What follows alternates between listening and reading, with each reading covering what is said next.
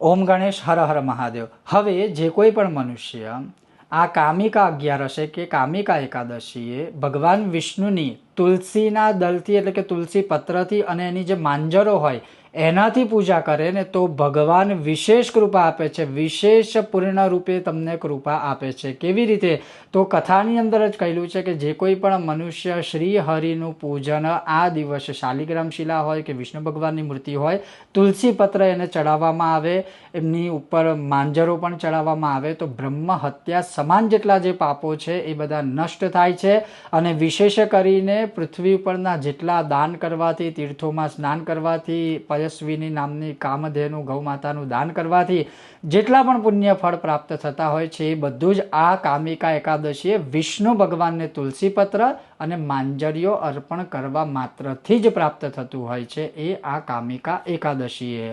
Om Ganesh Har Har Mahadev.